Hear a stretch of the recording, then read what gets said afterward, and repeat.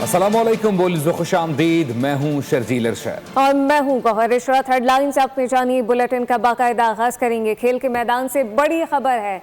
Pakistan cricket team के साबिक कप्तान सरफराज अहमद ने इंटरनेशनल क्रिकेट से रिटायरमेंट का ऐलान कर दिया है। सरफराज ने पाकिस्तान के लिए 54 टेस्ट, 117 वनडे और 61 T20 मैचेस खेले। उन्होंने करियर में मजमूई तौर पर 6164 रन बनाए। विकेटों के अकब में 315 कैचेस और 56 स्टंप्स किए। सरफराज ने 100 इंटरनेशनल मैचेस में पाकिस्तान की क़यादत की और अपनी कप्तानी में 2017 में पाकिस्तान को चैंपियंस ट्रॉफी भी जितवाई। सरफराज की क़यादत में पाकिस्तान T20 क्रिकेट में आलमी नंबर 1 रैंकिंग तक पहुंचा। वो वाहिद पाकिस्तानी कप्तान हैं जिन्होंने जूनियर और सीनियर सतह पर ICC टाइटल जीता। हुकूमत पाकिस्तान ने सरफराज को 2018 में प्राइड ऑफ परफॉर्मेंस अवार्ड से भी नवाजा था। पाकिस्तान क्रिकेट टीम के साबिक कप्तान सरफराज अहमद ने इंटरनेशनल क्रिकेट से रिटायरमेंट का ऐलान कर दिया है। सरफराज ने पाकिस्तान के लिए 54 टेस्ट, 117 वनडे और 61 T20 मैचेस खेले। उन्होंने करियर में मजमूई तौर पर 6164 रन बनाए।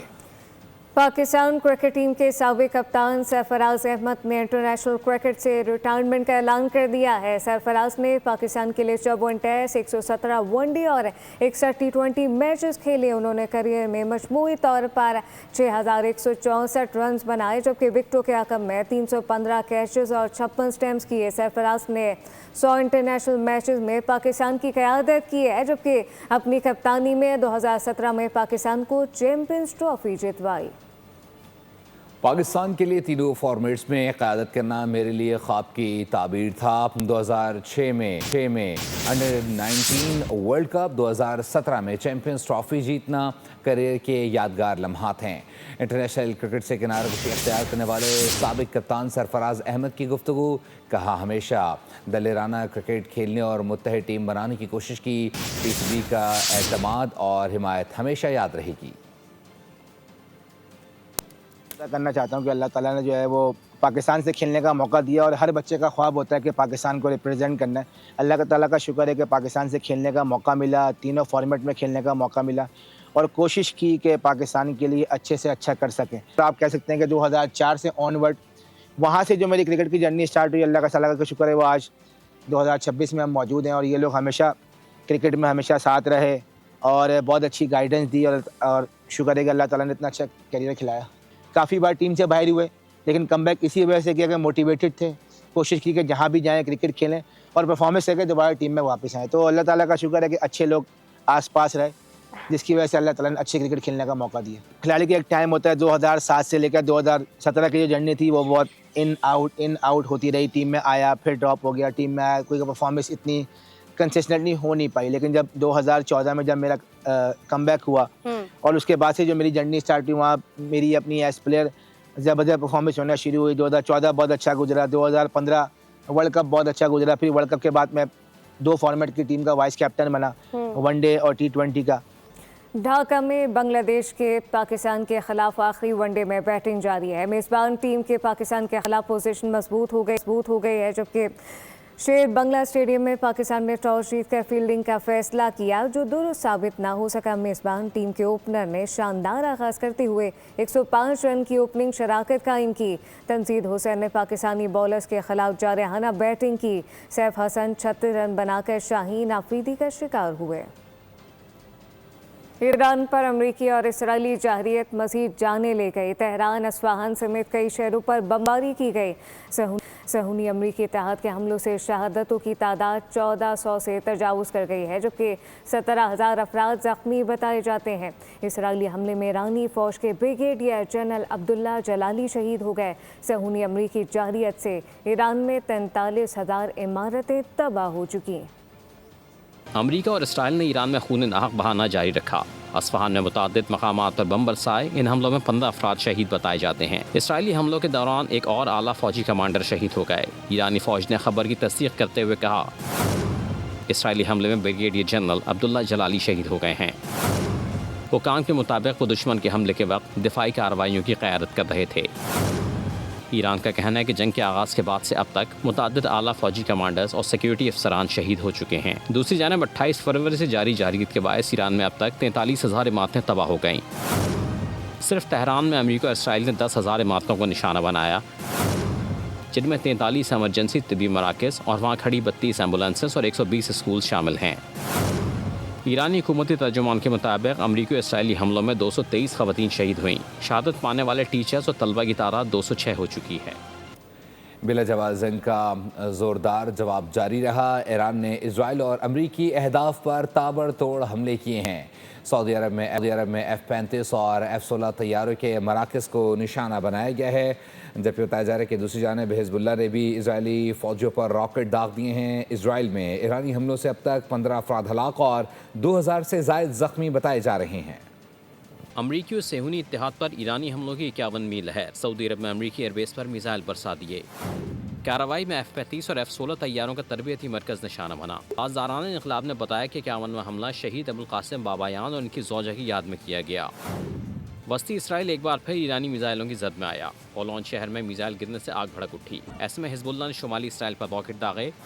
काफ और किफार यवाल में इसराइली फौज की चेक पोस्ट और यहूदी आबादियाँ हमले से मुतासर हुईं। दूसरी जानिब बगदाद में भी अमरीकी अड्डे को निशाना बनाया गया। ड्रोन गिरने से कॉम्प्लेक्स से बाहर आग भड़क उठी। इराक के एक और शहर अरबिल की ऑयल रिफाइनरी पर ड्रोन हमला हुआ, जिसके बायस काम बंद करना पड़ा। इराकी कुर्दिस्तान में इमाराती कॉन्सुलेट पर भी ड्रोन दागा गया। कुवैत एयरपोर्ट के रिटायर सिस्टम पर भी ड्रोन हमला हुआ। UAE के अहमद अल जाबिर एयरबेस पर भी हमला हुआ, ताहम नुकसान की तफसीलात सामने न आ सकी। ईरान के पासदारान इनकलाब ने इंसानियत के दुश्मन को अंजाम तक पहुंचाने का अज़म कर लिया है। पासदारान इनकलाब की जानिब से जारी पैगाम में कहा गया कि बच्चों के कातिल नेतन्याहू को कत्ल करना उनका हदफ बन चुका है। नेतन्याहू अगर जिंदा हो तो हमारा हदफ बनेगा।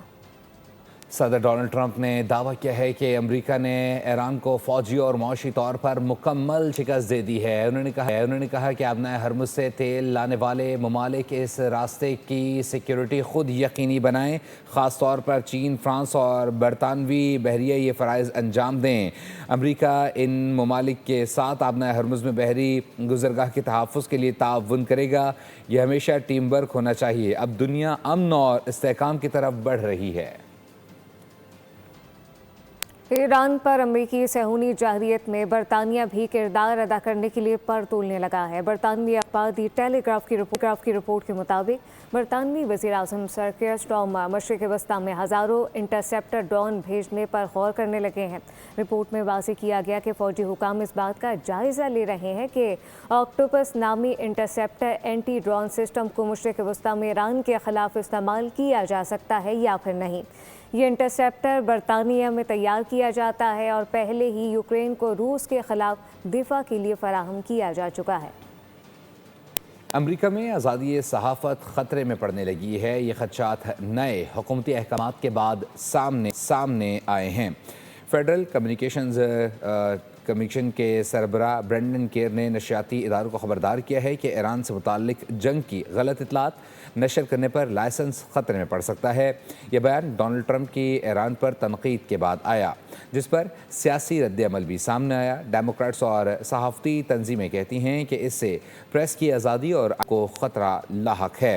माहिरीन का कहना है कि खबरें सियासी दबाव के बगैर आज़ाद रहनी चाहिए। गवर्नर से न्यूज़ कॉन्फ्रेंस में बड़ा ऐलान करके मीडिया से बातचीत में कहा कि गवर्नर हाउस में हर चीज़ का ऑडिट कराएंगे। गवर्नर हाउस को कितने पैसे मिले, कहाँ खर्च हुए, सब ऑडिट में सामने आएगा। निहाल हाशमी ने कहा कि गवर्नर हाउस में आवाम के लिए सहर और इफ्तार का बंदोबस्त भी किया जाएगा। गवर्नर हाउस में हमारी तहजीब से हटकर कोई चीज़ नहीं होगी। उन्होंने मुल्क के लिए वज़ीर आज़म और फील्ड मार्शल की खिदमत को सराहा।